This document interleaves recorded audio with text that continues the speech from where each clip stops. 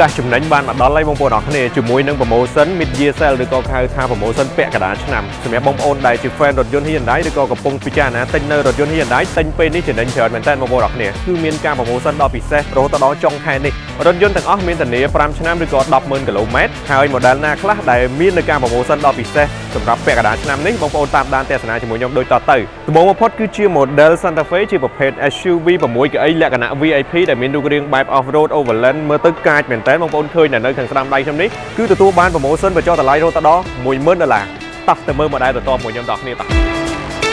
បងប្អូនអរគ្នាជាមួយនឹង Luxury MPV ជាលក្ខណៈ VIP option ទំនើប Hyundai Staria Lounge នេះទទួលបាននូវការបញ្ចុះតម្លៃរហូតដល់ 15%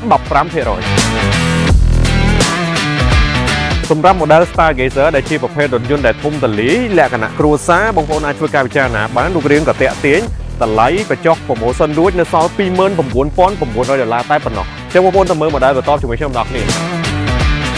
ម្លៃសម្រាប់ model Hyundai Venue ជាប្រភេទ compact SUV ប្រើប្រាស់នៅក្នុងទីក្រុង option ទំនើបប្រព័ន្ធសុវត្ថិភាពមានភាពបត់បែនរហ័សរហួនជាមួយនឹងតម្លៃពិសេស $21900 តែប៉ុណ្ណោះ